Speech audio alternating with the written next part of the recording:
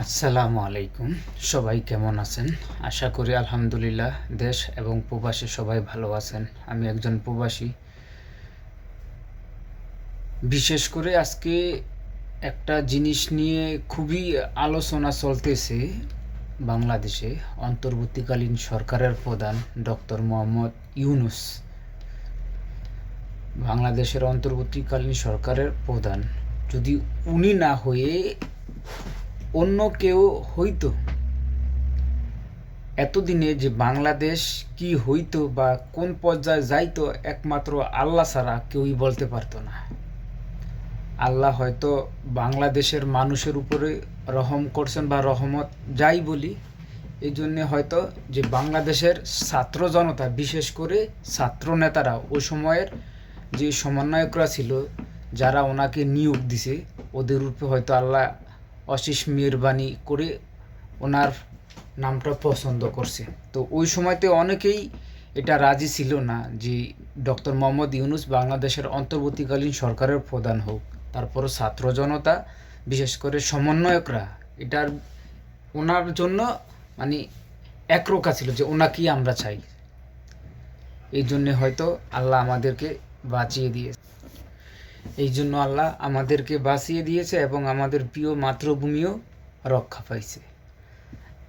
এই অন্তর্বর্তীকালীন সরকারের অনেক ব্যর্থতা আছে, অনেক সফলতা আছে, কিন্তু এইটা সত্যি অনেক অনেক সফলতা যে এই ডক্টর মোহাম্মদ ইউনূসের কারণেই আজও পর্যন্ত বাংলাদেশটা এখনও এ পর্যায়ে আছে বা বাংলাদেশ নামে একটা দেশ আছে। নইলে হয়তো যারা ডক্টর ইউনূসের কঠোর সমালোচক তারাও কিন্তু একই কথা বলতেছে যে ডক্টর ইউনূসের কারণেই যে বাংলাদেশটা এখনও আমরা বলতে পারি না, এলে হয়তো বাংলাদেশ নামক যে একটা দেশ ছিল এটা ভারত থাকতে দিত না বা রাখতো না, এরকম একটা পর্যায়ে চলে গিয়ে যাইতো বা করতো ভারত।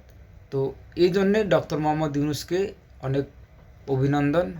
ওনার জন্যই হয়তো আজকে আমরা বাংলাদেশ নামের দেশটার নাম নিতে পারতেছি, নাহলে হয়তো নিতে পারতাম না, বা নিতে পারলেও এটার মানে যে অবস্থা হইতো যা আমরা কখনোই কাম্য করি নাই। তো যারা এই ডক্টর মোহাম্মদ ইউনূসকে সরানোর জন্যে বা ওনাকে সরিয়ে নিজেরা ক্ষমতায় আওয়ার জন্যে খুবই চেষ্টা করতেছে, কথায় কথায় নির্বাচন চাই।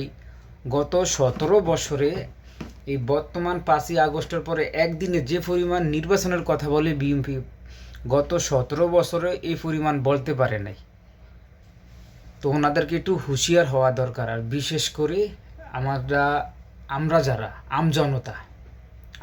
আমজনতা, দেখেন, আওয়ামী লীগ বলি আর বিএনপি বলি, একে অন্যকে ছাড়িয়ে যাবে,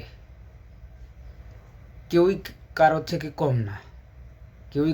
কম না, হয়তো কারোটা আমরা জানি, কারোটা জানি না, কারোটা 17 বছর ধরে দেখে আইতেছি, কারোটা দেখি নাই। ওনারা ক্ষমতা যাওয়ার আগেই যেই অবস্থাগুলো সৃষ্টি করছে বা সৃষ্টি করতেছে, এতেই বোঝা যাইতেছে যে যারা 17 বছর ধরে খাইয়া গেছে দেশ থেকে, তাদের অবস্থাটা কীরকম ছিল, আর যারা এখন আইতে চাইতেছে, আসার আগেই তারা এখন কি একটা অবস্থা সৃষ্টি করছে।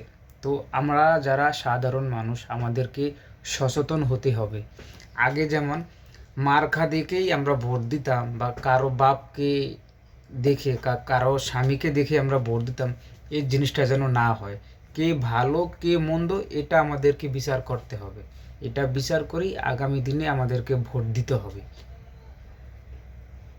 এটা মাথায় রাখতে হবে। আমরা যারা আমজনতা, এটা মাথায় রাখতে হবে, অন্য কিছু না। কারো মার্কা দেখে, কারো পিতাকে দেখে, কাউকে দেখে ভোট দেওয়া যাবে না। আমরা দেখতে হবে যে আমাদের কল্যাণে কে কাজ করবে, এটা দেখে ভোট দিতে হবে।